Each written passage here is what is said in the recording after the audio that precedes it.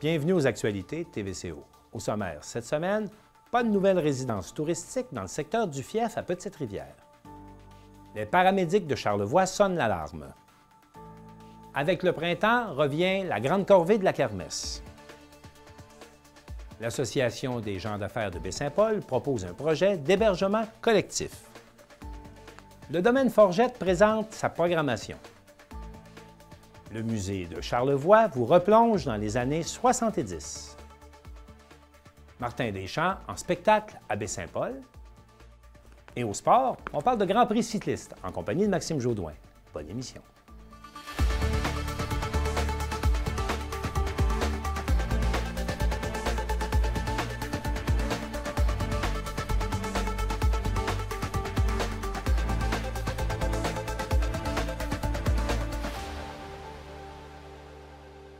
J'accueille maintenant le maire de Petite-Rivière-Saint-François, Jean-Guy Bouchard, pour faire le point sur différents dossiers. Monsieur Bouchard, bonjour. Oui, bonjour, M. Ouellet. Parlons d'abord du référendum qui s'est déroulé le 1er mai dernier. C'était sur le projet de règlement 677. Puis ça visait à augmenter, à rajouter 50 permis de résidence touristique dans le secteur du Fief. Exact. Et ça a été refusé par les gens qui ont voté. Bien, c'est un peu surprenant, mais de toute façon, on voulait que la démocratie s'applique là-dessus, parce que dans le passé, quand ce règlement-là a été demandé pour rajouter des résidences de touristes, naturellement, on pensait que les gens n'avaient pas eu toute l'information pour se prononcer sur le règlement. Fait que dans le cas de ce référendum-là, ça a permis au moins de rejoindre le plus de monde possible pour que les gens peuvent se prononcer de façon démocratique sur l'aspect du règlement. Est-ce que vous n'avez pas un peu l'impression que la Ville vient de perdre pas mal d'argent en limitant le développement touristique de ce secteur-là, qui au départ aurait pu être désigné entièrement touristique, là, parce que c'est pas un quartier de la Ville non plus. Là. Oui, c'est sûr. Évidemment que pour nous, on avait, c'est une demande aussi, la popularité des demandes de permis sur les résidents touristiques est quand même en grande croissance. On peut dire sur 10 permis, il peut en avoir au moins 75 qui sont des résidences de touristes et quelques-uns qui sont au niveau résidentiel. Ça fait que naturellement qu'on aurait souhaité finalement que ça se partage aussi à ce niveau-là pour le fief. Mais ça, c'est les gens qui avaient la solution là-dessus. C'est que le comité du non sont quand même bien mobilisés, ils ont fait leur travail et ça a donné le résultat qu'on connaît aujourd'hui. C'est sûr que si Louis se serait peut-être mobilisé autant, ça aurait peut-être été différent. Mais ils avaient eu l'occasion de le faire. Ils ne l'ont pas fait. Bien là, je respecte leur décision. Est-ce qu'on n'arrive pas un peu à la limite du développement touristique que la municipalité va pouvoir développer? Parce qu'avec les règlements de zonage, notamment, qui ont été adoptés cet automne, là, on sent que là, présentement, on atteint un peu la limite du développement de la résidence touristique à Petite-Rivière. Bien, le secteur du fief, ça vient restreignant au niveau de résidence. C'est terminé au fief. C'est un choix. Oui. Et par contre, il y en a d'autres. Dans le cas du hameau, il y a encore beaucoup de secteurs qui sont en développement touristique qui sont encore aussi populaires. Il y a plusieurs endroits où les permis ne sont pas nécessairement tout écoulés en termes de résidence de touristes, puis on continue d'avancer là-dessus. Puis il y a d'autres projets qui sont toujours en réflexion là-dessus pour la possibilité de développer d'autres projets touristiques dans notre secteur. Là. Il y a des projets touristiques, mais il y a également le fameux projet de coop d'habitation. On a vu que le conseil municipal avait appuyé là, un groupe là, pour un dépôt de projet. Qu'est-ce qui arrive avec ce projet-là? On sait que les subventions étaient annoncées, puis bon, tout ça, pouvez-vous faire le point avec ça? Voilà, ce projet-là, c'est un projet qui avait été travaillé dans le temps. On parle de reculer depuis même avant la pandémie. C'est un projet qui a été compliqué, mais sauf qu'évidemment, intéressant aussi, mais il était bloqué par l'estimation des coûts qui avait explosé à ce moment-là. Fait que le projet avait été mis sur glace. Et on a demandé au ministère d'essayer de voir les possibilités. Puis le GRT, le groupe de ressources techniques, qui travaillait sur l'avancée de ce projet-là pour faire le lien avec le ministère d'Habitation, Société d'habitation, à un moment donné, le ministère s'est rendu compte qu'il ne pouvait pas avancer son projet s'il n'y avait pas d'autres contributions annoncées. Fait que là, c'est là que le 1 800 000 a été annoncé. Ça a permis de ficeler l'ensemble du cadre budgétaire et nous, d'acheminer dans le suivi pour la demande de permis, puis commencer à prévoir les plans de devis, puis en soumission, et ainsi de suite. Fait qu'on a franchi cette étape-là avec ce cadre budgétaire-là, qui s'est rajouté, et ça nous a permis de cheminer normalement. Fait qu'on pense qu'en 2023, là, le projet devrait connaître une échéance là, au niveau de la construction des résidences. Donc, il y aura une coopérative d'habitation à Petite-Rivière en 2023. Bien, c'est ça. Bien, il y a déjà Vous le souhaitez, en tout cas. Oui, bien, il y a déjà un comité qui est en place pour travailler ce projet-là. On parle d'à peu près combien d'habitations? Combien de logements? C'est une vingtaine d'habitations, des unités là, qui vont être ajoutées. Il y a du 2 chambres, il y a du 3 chambres là-dedans. Fait que là, c'est vraiment un prix modique. Ça peut jouer entre 700 et 1000 du loyer comme tel, qui va être... Puis c'est mis à contribution pour ceux qui veulent... c'est soutenu par le gouvernement là, dans des programmes comme un principe de HLM. C'est un peu ce principe-là. C'est destiné aux familles avec du 2 chambres et du 3 chambres. Oui, c'est ça. C'est ça. Et on en avait pour des gens qui ont des enfants aussi à ce niveau-là. Là. Monsieur le maire, j'aimerais qu'on parle du dossier de l'usine d'épuration des eaux. Il y a une nouvelle usine qui a été installée il y a quelques années à Petite-Rivière. Oui. Puis là, on se pose beaucoup de questions. Vous donnez des mandats, notamment à différentes firmes, pour analyser les débits. D'autres, là, pour les capacités actuelles et futures en traitement des eaux usées de l'usine. Ça nous donne l'impression que l'usine, qui est récente quand même, ne répond pas aux besoins de traitement des eaux usées dans le secteur. Pouvez-vous faire le point là-dessus? Bien, pour répondre aux besoins, je suis certain qu'elle répond aux besoins, sauf que l'analyse qu'on en fait sur le suivi des eaux usées, c'est par rapport aux estimés qui ont été faits par les professionnels, entre autres les ingénieurs du groupe Le Massif, et ça ne coïncide pas avec les volumes qui sont utilisés pour le site de traitement. Donc, vous avez plus de volume que ce qui était prévu? Bien, voilà, par rapport à l'estimé. Sauf qu'évidemment, ça ne veut pas nécessairement dire que la capacité est déjà atteinte. Ça n'a aucun rapport avec ça. Sauf qu'on est où? Est-ce qu'il est le problème? Y a-t-il une fuite à quelque part? Puis nous, de notre côté, même si le groupe Le Massif ou le Club Med a déposé de façon constante l'évaluation des besoins en eau usée, bien, on veut de notre côté vérifier aussi, de notre côté, pour valider avec les mêmes chiffres, pour avoir la même concordance. Fait que là, il faut chercher où est-ce qu'il y a les volumes supplémentaires, où est-ce qu'il y a le problème, y a-t-il une fuite dans les tuyaux? Bien, c'est ça qu'on est en train de faire. Là. Mais les volumes servent à déterminer un peu la façon dont vous allez facturer le service? Ou les volumes servent à déterminer si l'usine est capable de faire face à la situation? Bien, c'est ça, parce que le Club Med, il y a eu des volumes de négociés concernant l'utilisation des sites d'un traitement. Fait que ces volumes-là, par rapport à ce qu'il y a de négociation, il faut rentrer dans ce cadre-là. Là. Actuellement, bien, il y a... Les volumes sont supérieurs. C'est ça. Est-ce que l'usine répond aux besoins? C'est la question. Est-ce que vous avez les équipements pour répondre à ce besoin-là? Ou il faut penser à agrandir l'usine éventuellement? Il y a plusieurs exercices là, que nos professionnels doivent faire. C'est regarder au niveau des pompes sur les débits, si les calculs sont bien précis, puis aller voir à un moment donné s'il n'y a pas une fuite à quelque part dans la tuyauterie qui fait le lien. Fait que ils sont en train de faire ça aujourd'hui. Okay. Ils l'ont fait, ils sont en train de tout évaluer ça. Ça, c'est de notre côté pour valider, puis arrimer là, les estimés qui avaient été faits dans le passé pour vraiment savoir si notre site de traitement maintenant là, était à la hauteur ou sinon on a un problème technique qu'on doit corriger, mais je pense que c'est un problème technique. À un moment qu'il va être corrigé, on va savoir... Parce qu'il s'annonce d'autres investissements dans le bas de la montagne, voilà, des appartements pour les travailleurs et tout ça. Là. Bien voilà, on ne veut pas ralentir le projet du massif en fonction de ça. Les calculs ont été faits dans le passé en fonction de la capacité de développement de la base de la montagne et, à mon avis, ça doit rentrer là-dedans. Là. Fait qu'à partir de là, il faut juste valider... Vous êtes en train de valider ça? Oui, voilà. En terminant, parlons un peu du budget participatif. Ça a été annoncé que ça revenait cette année. Et puis, normalement, ce qui est écrit, en tout cas, c'est que c'est cette semaine qu'on pourrait commencer à voter pour les projets, mais je pense qu'il y a des délais. Vous m'avez dit ça tout à l'heure. Bien, on pense que c'est un peu... en fait, la démarche qu'on a faite pour le budget participatif, le temps qu'on avait donné à ceux qui voulaient y participer était un peu trop court. Fait qu'on n'avait comme pas eu de demande à ce niveau-là. Fait qu'on s'est dit, bien, garde, on va étirer dans le temps le temps pour que les déposer des projets. Les gens peuvent déposer des projets. Oui. Ça va me donner peut-être un peu plus de temps pour l'analyser. Puis si des fois, cette année, ce serait trop tard, bien, on pourrait l'appliquer pour l'an prochain. Fait qu'on en est là, mais sauf qu'on invite les gens à quand même là, participer parce que c'est quand même une belle participation de la municipalité pour... Vous avez réalisé les 4 projets l'an dernier. Oui, ça s'est fait, puis c'est avec de façon intéressante. Puis c'était des gens qui étaient très heureux de voir la municipalité qui s'attribue des contributions là, pour pouvoir permettre de réaliser ce projet-là. Bien, Monsieur le maire, merci d'avoir fait le point avec nous ce matin sur les dossiers à Petite-Rivière. Ça m'a fait plaisir. Merci. Au revoir.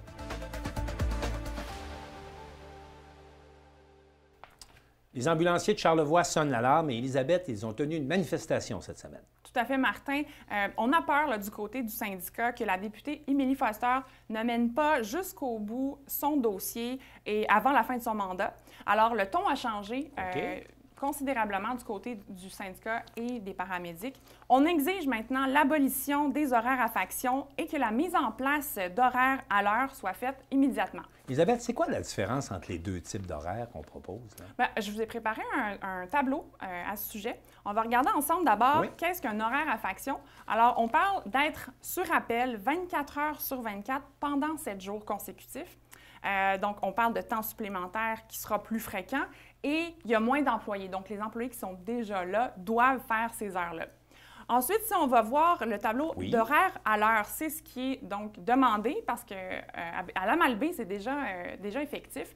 Donc, du côté de Baie-Saint-Paul, on veut avoir des quarts de travail, soit de jour, de soir ou même de nuit. Ça va avoir un effet de réduction du temps supplémentaire. Il y aura plus d'employés et il y aura donc moins d'absence au travail. Élisabeth, ça fait longtemps que le dossier traîne. Qu'est-ce qui bloque? Ça bloque à quel endroit? Bien, ça bloque, je vous dirais, au niveau du ministère. On parle de frais. Il faudrait là, débourser 900 000 $ pour que ce soit effectif. D'ailleurs, à ce propos, Martin, j'ai rencontré lors de la conférence de presse des gens qui étaient sur place du syndicat. On peut les entendre. Nous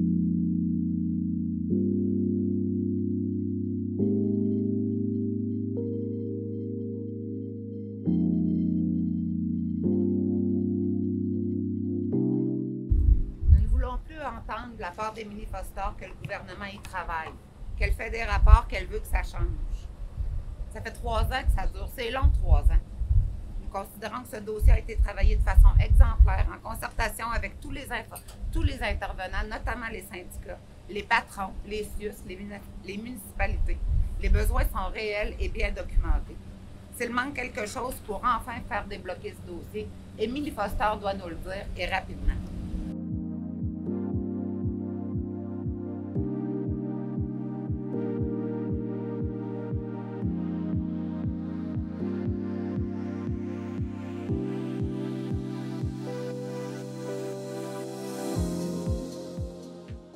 Au cours des 20 dernières années, la région de Charlevoix a radicalement changé, ce qui fait que les horaires d'affection des paramédics ne sont clairement plus adaptés. Notons l'ouverture récente du Quilmet, l'arrivée du festif et du rodéo de Charlevoix, l'ouverture des centres de ski et l'explosion des activités de plein air dans la région, ce qui amène beaucoup plus de personnes dans la région qu'il y a 20 ans. Le volume d'appels a augmenté de 30 % de 2017 à aujourd'hui.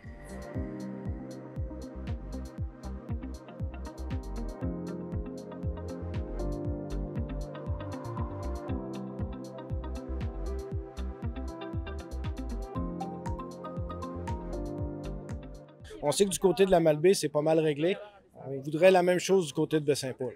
Avec l'hiver qu'on a passé, là, avec beaucoup d'appels qu'il y a eu, la surcharge de travail, bien suite, là, les gars sont épuisés. Ils veulent la transformation des horaires pour pouvoir finir leur journée, mettre leur radio là puis décrocher un peu. Là. C'est ce qu'ils réclament. Je pense que c'est la normalité des choses. Puis ce qu'on veut aussi, surtout, c'est donner un bon service à la population.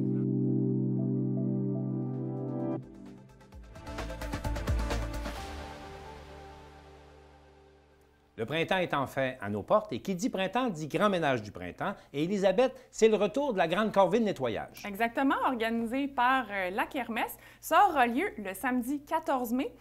Sylvie Villeneuve donne rendez-vous à tous les citoyens qui veulent participer au Carrefour Paul-Médéric dès 9 h. Les sacs de poubelle seront fournis, alors vous pouvez apporter vos gants, vos râteaux et évidemment votre sourire. Et la grande corvée, c'est cette journée-là, mais également tout le mois de mai. Donc, vraiment, les gens qui veulent aller dans des secteurs, faire du ménage, vous êtes les bienvenus. Également, il n'y a pas que les citoyens qui font du ménage à Baie-Saint-Paul, parce que la ville de Baie-Saint-Paul a entrepris, elle aussi, son grand ménage du printemps. Exactement, on l'appelle le balayage donc des rues, des trottoirs. C'est commencé et d'ailleurs au centre-ville, c'est terminé. À noter que du 9 mai au 13 juin, ce sera tous les quartiers résidentiels. Donc, si vous voulez suivre les états du nettoyage, allez sur la page Facebook de Baie-Saint-Paul. Je rappelle quand même aux citoyens... Oui, et c'est important, là. Oui, qu'il est interdit d'arroser alors une entrée, un trottoir, un chemin public ou privé ou même un terrain pour nettoyer en utilisant l'eau potable. Alors, on préserve nos ressources. Absolument. Et enfin, Elisabeth, toujours dans l'actualité, on a ce week-end, c'est la pêche miraculeuse des aînés. C'est la fameuse question de la distribution du Caplan. Oui, alors le 7 mai, ce sera la distribution gratuite de Caplan aux aînés. On parle de 300 à 400 sacs qui seront distribués, c'est pas rien. Et donc, pour recevoir ces sacs-là, il faut s'inscrire sur la page Facebook de Moi, je roule en avril, qui est organisée, disons-le, par le Comité des citoyens. Et donc, le samedi, dimanche et lundi, là, on va récupérer le Caplan de la mer, si évidemment, Caplan il y a et si Mère Nature le veut bien. Donc, on suit Mère Nature pour la distribution des Caplans, mais ça se déroule ce week-end. Exactement. Elisabeth Pailleur, merci beaucoup. Merci. À l'occasion de la tenue du Lab Créatique le week-end dernier à Baie-Saint-Paul, l'Association des gens d'affaires de Baie-Saint-Paul a remporté le prix Émergence pour le projet Hébergement collectif. Et pour en parler, j'accueille Pierre-Laurent Salin de l'Étoile, le coordonnateur de l'association. Bonjour. Bonjour, Martin. Soyez le bienvenu. Qu'est-ce que ce projet d'habitation collectif pour lequel vous avez remporté une bourse? Bien, le projet d'habitation collectif est un projet assez ambitieux, assez innovant. Dans le fond, ce qu'on souhaite faire avec ce projet-là, c'est d'accueillir des nouveaux arrivants qui vont venir travailler dans le secteur de la restauration pour la saison touristique qui s'annonce assez achalandée encore une fois cet été. Et comme on le sait, dans le fond, la pénurie de main-d'œuvre est assez importante dans la région. Mais ce projet s'adresse plus spécifiquement à la pénurie d'hébergement. Si on veut accueillir des gens, il faut être capable de les loger et c'est ce que vous voulez provoquer. Là. Exactement, exactement. L'année dernière, on a fait un projet qui s'appelait le projet d'emploi collectif, c'est-à-dire qu'on a diffusé une offre d'emploi à l'extérieur de la région pour attirer de la main-d'œuvre. Et là, cette année, étant donné qu'on voulait accueillir plus que 9 candidats, on vise 20 candidats venant de l'extérieur, il faut les loger et on est en pénurie de logement également. Donc, on va être obligé de faire un appel à la population pour venir en aide à cette pénurie de main-d'œuvre, donc en logeant des travailleurs. À quelle formule pensez-vous? Les gens, qu'est-ce qu'on peut offrir? On peut offrir un terrain pour une tente, on peut offrir un sous-sol. À quoi vous pensez quand vous pensez à un hébergement collectif? Bien, l'hébergement qu'on vise, dans le fond, c'est un hébergement chez l'habitant. C'est-à-dire qu'on veut que les gens accueillent les travailleurs de l'extérieur de la région dans leur foyer et de leur faire vivre une expérience complètement charlevoisienne, c'est-à-dire avec le travail, on vit aussi avec une personne qui nous accompagne et qui nous intègre dans la communauté. Et donc, que ce soit une chambre, que ce soit un sous-sol, que ce soit un étage ou, en tout cas, un coin qui permettrait à cette personne de se sentir accueillie, mais aussi un petit peu chez elle. Rappelons que ça s'ajoute là, quand même aux avantages que vous offrez quand les travailleurs s'inscrivent au programme de travail collectif. Tout à fait, tout à fait. Pouvez-vous donner un petit peu plus de détails, ce qui a fonctionné l'an dernier puis ce qui revient cette année? Oui, bien, l'année dernière, on a vraiment eu du fun parce qu'on a accueilli ces personnes en leur offrant un hébergement, en plus du travail, évidemment, un hébergement, des activités touristiques. Donc, ils avaient un billet du festif, ils avaient une descente de rivière en kayak avec catabatique, une passe pour le symposium. Un emploi assuré, bien sûr. Un emploi assuré, exactement. Un accès au musée d'art contemporain, un vélo avec bicycle.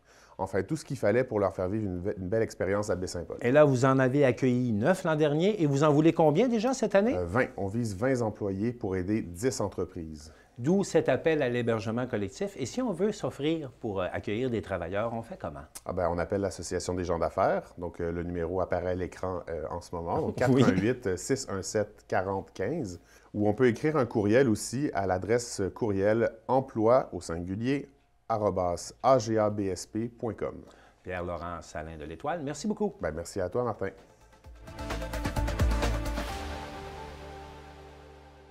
C'était le lancement du Festival international du domaine Forgette cette semaine et notre équipe était sur place. Cet été, le Festival international propose une palette de concerts et d'activités pour tous les goûts. Une programmation haute en couleurs et riche en émotions pour le directeur artistique Paul Fortin. Et cette année, d'ajouter le fait que c'est ma dernière saison, je pense que ça a ajouté un petit plus. Là. Ça a été un petit peu plus facile qu'à l'habitude, je pense. Il y en a qui ont dit « Oh, c'est vrai qu'on a tel truc, mais on ne peut pas manquer la dernière saison de Paul au domaine. » Alors, ça me fait vraiment chaud au cœur, ça me fait plaisir. Donc, il y a des artistes qui reviennent, beaucoup qui reviennent, mais d'autres que j'avais essayé année après année, puis qui n'étaient jamais disponibles. Mais là, on dit « Regarde, c'est ta dernière année, on y va, on vient faire un tour. » que ça, c'est fantastique. Le nouvel ambassadeur Marc Hervieux est fier de pouvoir succéder à Marie-Nicole Lemieux. De succéder à Marie-Nicole Lemieux, qui est une amie, puis qui est une collègue, puis qui est surtout une artiste québécoise phénoménale. C'est encore plus un honneur. Mais j'ai un lien aussi d'attachement très solide avec le domaine ici, parce que des fois, ça fait mal de dire ça, mais ça commence à faire 30 ans et plus que je fais ce métier-là. Et je suis venu chanter ici dès les débuts de la salle, et puis j'ai fait partie de plusieurs concerts, de plusieurs saisons. Donc là, de me retrouver autant dans la saison que d'être l'ambassadeur, c'est vraiment beaucoup d'honneur. C'est un grand plaisir, un privilège même. En plus des orchestres, dont l'Orchestre métropolitain dirigé par Yannick Nézet-Séguin, plusieurs artistes internationaux et canadiens viendront faire leur tour cet été. Il y a Gary Hoffman, qui est un violoncelliste canadien, mais qui vit en Europe maintenant, et qui va faire l'intégrale des sonates pour violoncelle de Beethoven. Là. Wow. Ça, c'est quelque chose. Là, dans un après-midi, là, il va jouer toutes ces 5 sonates-là.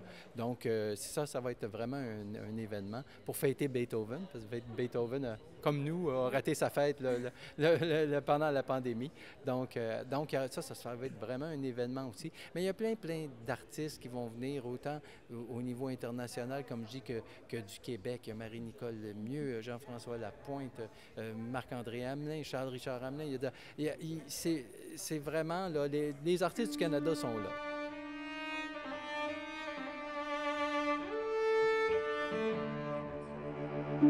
Et il y a les artistes de partout, autant international, Emmanuel Pahu, qui est un flûtiste, qui est une sommité mondiale, mais Alain Lefebvre, mais Charles-Richard Hamelin, Stéphane Tétrault, Marianne Fizet, Marc-André Hamelin, Karina Gauvin, Marie-Nicole Lemieux. La liste est tellement longue. Je pense qu'il faut prendre la brochure, aller sur le site, faire son choix, se dire hey, « moi, j'ai envie de vivre cette expérience-là », et puis de se laisser aller après, parce qu'il n'y a pas d'autre façon que d'apprécier la musique classique que de se laisser aller à ce qu'elle provoque. Le jazz et la danse seront également au rendez-vous. Les spectateurs profiteront des plus grands talents artistiques d'ici et d'ailleurs. Ici, que ça va quand même du 25 juin au 20 août, et à l'intérieur de ça, les grandes lignes, c'est beaucoup évidemment de musique classique, c'est de la danse aussi et c'est de la musique jazz. Il y a de la musique du monde aussi. Il y a un peu de musique populaire cette année parce qu'on va faire de la musique populaire en version symphonique. Donc, c'est un grand mélange. En fait, c'est une façon de proposer aux gens beaucoup des arts de la scène. Et puis là, cette année, particulièrement, de retrouver la scène, de retrouver la salle avec des gens du public, mais aussi des artistes sur scène sans contrainte. En tout cas, on l'espère que ce sera ça jusqu'à la fin de l'été du festival. Donc ça, c'est merveilleux, parce que c'est primordial pour les arts de la scène que d'avoir des gens devant. Et puis, je m'avance à dire ça, mais pour les gens aussi devant, d'avoir des artistes sur scène qui performent, c'est beaucoup, beaucoup mieux. Après 11 saisons à la tête de la direction artistique, Paul Fortin cédera sa place à la fin du festival. Je sentais vraiment que c'était le bon moment. Là. Les choses vont bien au domaine, l'entreprise vraiment fonctionne vraiment très bien. Il y a une belle équipe, il y a un bel esprit, il y a des beaux plans pour les prochaines années, tout ça. Alors je me suis dit, quand ça va bien, c'est là qu'il faut partir. Il ne faut pas attendre que ça aille mal. ça va bien. Alors, je chantais là, que c'était le moment. Mais ça fait quelque chose. Là, ça vient nous chercher. Je suis sûr que le dernier concert, là, celui du 20 août, là, je vais avoir une petite larme à l'œil. Du 25 juin au 20 août prochain, le Domaine Forget vous invite à venir célébrer la musique au Festival international.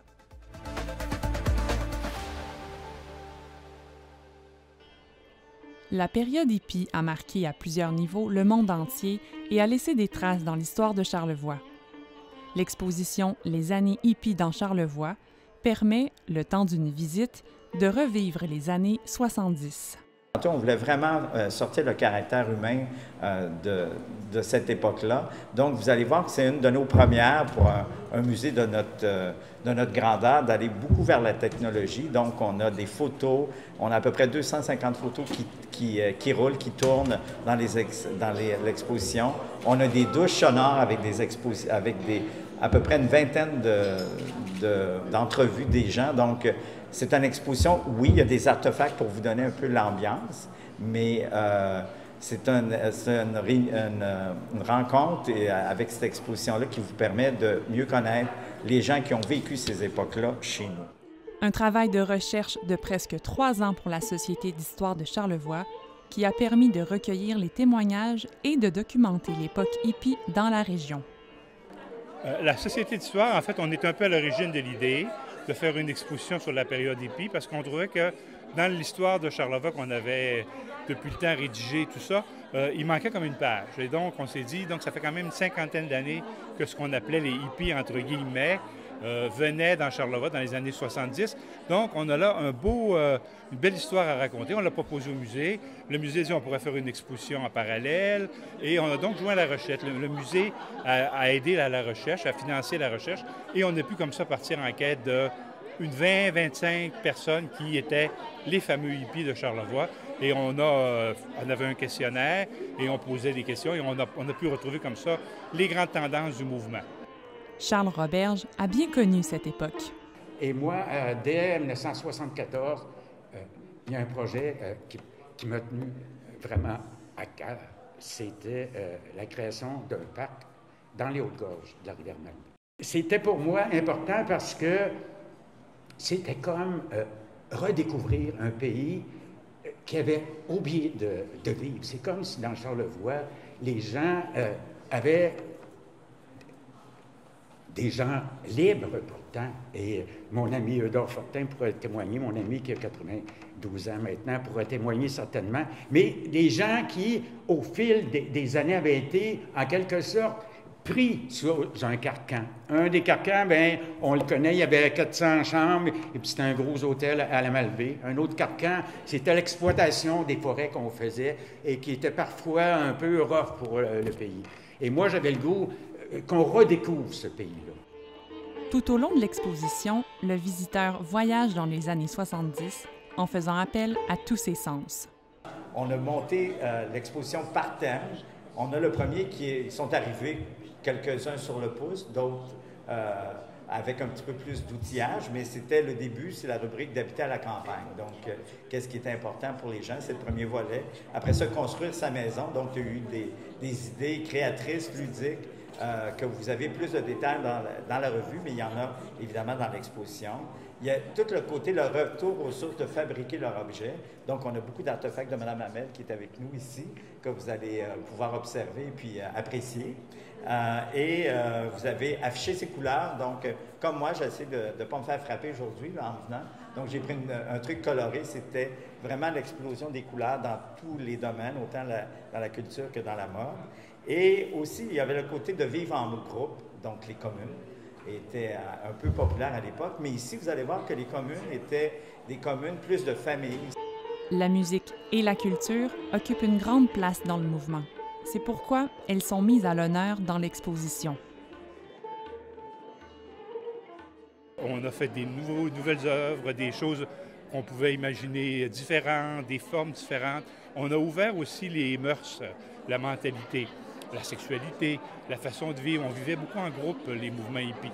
Et il y avait des communes. On parle, entre autres, dans la revue et un peu aussi dans l'expo, de la vraie fanfare Foquet, qui était une commune établie dans Charlevoix de 72 à 74, qui faisait du théâtre expérimental sous influence. Alors, vous pouvez imaginer.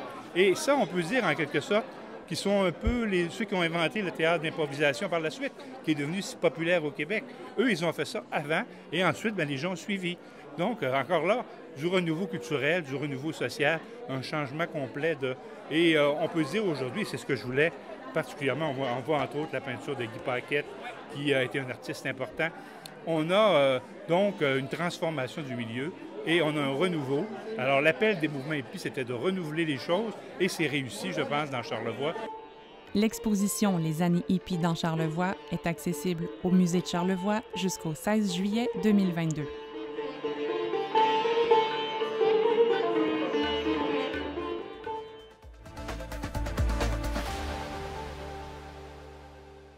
Le chanteur Martin Deschamps sera en spectacle à Baie-Saint-Paul le 28 mai prochain. Il était de passage cette semaine et nous l'avons rencontré. Toujours un plaisir de monter dans Charlevoix, puis très content d'être ici, la belle place. J'espère qu'on va remplir l'église, ça va être fantastique. Le 28 mai prochain, Martin Deschamps chantera à l'église de Baie-Saint-Paul pour soutenir les membres du presbytère de la paroisse qui désirent modifier l'accès aux personnes à mobilité réduite. Les profits vont aller à 2 causes. Une première cause, l'entrée ici de l'église pour les personnes à mobilité réduite, une amélioration qu'on veut faire. Et ensuite, vu que nous sommes une église pour l'évangélisation, en fin de compte, pour les jeunes familles. On a eu certains commanditaires aussi, beaucoup de commanditaires, donc, qui ont bien contribué. L'objectif est d'amasser 20 000 $. On s'est associé avec la communauté, là, avec l'Église, pour les aider justement à organiser des spectacles, parce que nous autres, on en fait quand même quelques-uns par année, fait qu'on a un petit peu d'expertise. J'ai un petit peu de contact aussi, donc c'est pour ça qu'on donne un coup de main, puis bien, en plus, tout le monde commence à nous connaître pas mal la kermesse, là. Fait que quand c'est pas la kermesse, c'est moi qui connaisse. J'ai comme pas beaucoup de difficultés à vendre le projet, puis à faire participer les gens, là. Le chanteur offrira un spectacle acoustique inspiré de son album Soul Shine. Ça vient d'une chanson, ce Soul Shine, qui est très inspirante pour moi. Puis en 2017, on a sorti l'album Soul Shine, qui est acoustique. Donc des guitares acoustiques, des dobro, un peu de bass. Et puis on a sorti le spectacle qui allait avec cet album-là. Puis on a eu vraiment, vraiment beaucoup de demandes, puis une belle réponse du public. Les gens chantent avec nous autres. C'est 2 amis guitaristes fantastiques qui sont avec moi. Moi, je joue de la bass. Et puis, c'est ça, on va se présenter devant tout le monde à nu, ou presque, avec nos guitares acoustiques. Mais c'est amplifié, faites-vous-en pas, il y a du son en masse. On dit que c'est pas fort, mais c'est un bon son. Puis, des belles chansons, plusieurs chansons de mon répertoire, mais aussi des tunes qui m'ont marqué dans ma vie à différentes époques. Les billets sont en vente chez certains commerçants, au presbytère et en ligne. En ligne, qu'on oublie toujours de mentionner sur lepointdevente.com, puis vous allez aussi sur psfa.ca, puis vous allez vous rendre à lepointdevente.com. Pour connaître les détails et acheter vos billets, rendez-vous sur les réseaux sociaux. Il y a eu beaucoup d'annonces cette semaine dans le domaine du sport local et j'en parle avec Maxime Jodoin. Maxime, bonjour. Bonjour, Martin. Maxime, d'abord, on connaît les 5 montagnes qui vont faire partie du défi des 5 sommets cette année. Absolument. Donc ça, le défi commence à compter du 10 juin tout d'abord. Et on a 2 valeurs sûres là-dedans. On parle du Mont-Grand-Fond à la Malbaie et du Mont Allégorie à Petite-Rivière-Saint-François. Donc 2 monts, je dirais, bien connus de la région. Oui, qui ont déjà fait partie du défi des 5 sommets. Absolument. Et là, on a 3 nouveautés qui embarquent en ligne de compte. Donc on parle du mont du Lac-des-Cygnes, également le Cap Gribane, et pour terminer avec le mont Appin. Alors, faites le calcul, là, on parle de 5 beaux sommets qu'on va pouvoir explorer du côté des participants. Et c'est une inscription qui est libre, hein? C'est une participation volontaire. Là. Absolument, c'est très simple. Donc, les gens s'inscrivent, ils vont à leur rythme, hein, parce que ce n'est pas une course, on y va à son rythme. Et aussi, l'important, c'est qu'on doit faire une prise de photo pour, entre guillemets, prouver qu'on a bel et bien fait l'exercice en question. Donc ça, vraiment, c'est très beau. Et ce que j'aime, bien, de un, il faut s'inscrire tout d'abord au site défi-des-5sommets.com pour le faire. Et ce qui est intéressant, c'est que l'événement a commencé, Martin, en 2016.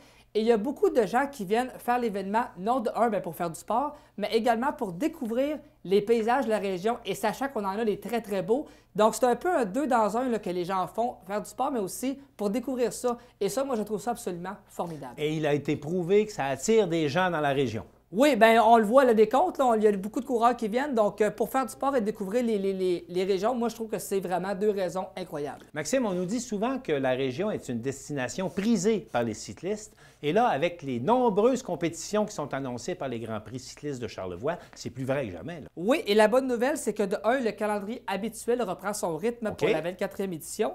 Donc, ça commence le 28 mai jusqu'au 12 juin. Donc, ça, c'est le calendrier total. Oui, de toutes les compétitions qu'on annonce aujourd'hui. Exactement. Alors, on commence avec la première. Donc, qu'est-ce qui va lancer le bal? Eh bien, c'est la Coupe Charlevoix. Donc, les cyclistes qui vont s'affronter au camping Genévrier dès le 28 mai. Donc, on commence avec ça. Après ça, on reste au Genévrier parce que du 3 au 5 juin, on a 2 Coupes Québec-Canada. Donc, on a une épreuve de cross-country, donc comme on les connaît, qui va se faire. et une épreuve de cross-country olympique. Donc là, c'est une coche de plus parce qu'on parle de concours d'endurance et d'habileté technique. Donc là, il faut être en forme quand même pour réussir à faire tout ça, là. Maxime, dans le courant des prochaines semaines, la région regorge d'activités et de courses pour les cyclistes. Oui, et ça repart en grand, Martin, parce que là, on est revenu à un calendrier habituel pour la 24e édition. Donc, du 28 mai au 12 juin, c'est le calendrier global de toutes les courses. Des Grands Prix cyclistes de Charlevoix. Absolument, qu'on va annoncer sous peu. Alors, qu'est-ce qui va lancer le bal? Eh bien, je vous l'annonce, c'est la Coupe Charlevoix qui va lancer le bal, mesdames et messieurs. Donc, les cyclistes qui vont s'affronter au Capic Genévrier le 28 mai. Oui.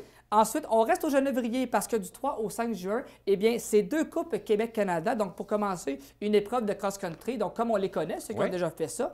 Et après ça, épreuve de cross-country olympique. Donc là, on monte d'une coche. Pourquoi? Parce qu'on parle de concours d'endurance et d'habileté technique. Donc là, c'est pour les cyclistes en forme, c'est l'épreuve, je pense, qu'il faut tester, là. Donc, le Genévrier, c'est le cross-country, mais il y a également les Grands Prix cyclistes de Charlevoix qui sont annoncés. Absolument. Donc là, on parle d'une course à étapes. Là, c'est vraiment, on embarque dans l'élite québécoise, là, vraiment. Et ça, c'est course sur route, là. Oui, bien c'est ça, c'est course sur route. Donc, l'élite québécoise du 10 au 12 juin. Et c'est important parce que ça, c'est magique parce que ceux qui vont participer à cette course-là, oui, on fait du sport, on s'entend, on a du plaisir, mais également, on parle d'une épreuve de sélection pour les membres féminins et masculins qui vont vouloir se qualifier pour les Jeux d'été du Canada 2022. Donc, il y a une épreuve de plus, là. Et il y a des points de qualification pour les prochains Jeux olympiques. Absolument. Donc là, vraiment, on embarque dans un contexte là, que oui, on s'amuse, mais en même temps, on doit performer pour réussir à se qualifier. Ce sont des athlètes de haut niveau. Oh oui, bien écoute, c'est des athlètes vraiment, quand on dit l'élite québécoise, donc c'est vraiment, quand on dit la crème de la crème, c'est vraiment ça qu'on... Et pour réussir à faire les Jeux d'été, on s'entend que ça prend un niveau particulier, là, mais là, c'est encore plus vrai. Ça, ce sont des courses qui sont destinées à l'élite, mais il y a également une course grand public là, qui est le Grand Fond d'eau. Oui, donc le Grand Fond d'eau, alors vélo sur route, donc les gens, ils vont un peu à leur rythme. Là, il n'y a pas vraiment d'enjeu majeur, c'est vraiment on y va, on profite de la course et on s'amuse. C'est ouvert au grand public. Ouvert à tout le monde. Donc, ça va être à compter du 12 juin qu'on va pouvoir faire ça, naviguer un peu sur les routes pour apprécier également la région parce qu'il y a du beau aussi. Maintenant, pour terminer sur ce spécial vélo, il faut annoncer que le Massif a également mis en vente ses abonnements pour le vélo de montagne, pour les descentes. Absolument. Et la nouveauté pour l'été, c'est que le Massif va ouvrir ses portes à compter de 7 jours sur 7. Ça, c'est vraiment la bonne nouvelle pour les amateurs. Oui. Alors, c'est du 18 juin au 10 octobre qu'on parle là-dedans. Et d'un, les abonnements vont donner accès à beaucoup de choses. Alors, on parle les sentiers de vélo de montagne, évidemment. Bien sûr. Les nouvelles zones d'apprentissage et également les remontes pentes. Et en plus, je veux vous l'annoncer, mesdames, messieurs, que le Massif va offrir 20 km de pistes qui vont être ajoutées aux 20 km déjà existants. Alors, faites le calcul, on parle de 40 km qui vont être présents. Ça, vraiment, je pense que l'offre et la demande, Martin, elle est là. Alors, je pense qu'on est en train de prouver que Charlevoix devient une solide destination vélo. Oui, je pense que vraiment, avec tout ce qu'on a dit, là, on a la preuve. C'est vraiment concret. Maintenant, Maxime, on ne peut pas terminer sans parler de hockey avec vous, même si le Canadien est depuis longtemps déjà en vacances. Oui. Comment ça se présente pour les séries? Écoutez, mesdames, messieurs, je vous annonce que ça va être des très, très bonnes séries qu'on a parce qu'il y a une parité depuis des années. Et ça se sent dans les séries? Oui, ça se sent parce qu'il y a des équipes, Martin, que déjà 3-4 ans, là, tout de suite, on les disait, ils gagneront pas. Mais là, maintenant, il y a une effervescence d'équipes. Je pense, entre autres, à Nashville. Je pense à des équipes comme Minnesota, avec Marc-André Fleury, qui sont bien présents. Et il y a des très bonnes séries, autant dans l'Est que l'Ouest. Et je vous le dis, cette année, selon moi, il y a beaucoup de séries, je pense, qui vont se terminer en 6 ou en 7. Il y a peut-être 2 exceptions là, qui vont... je parle Predator, Colorado et Boston-Caroline, qui peut-être vont se terminer plus tôt que prévu. Mais le restant, là, ça va être en 6 ou en 7 parce qu'il y a trop de talent. Il y a trop de talent pour que ça se finisse aussi rapidement. Alors, il y a une très belle parité. Et là, les amateurs de hockey comme vous, c'est le buffet ouvert à volonté? Oui, bien disons que le soir, de 19h à 22h, on a du hockey en trombe.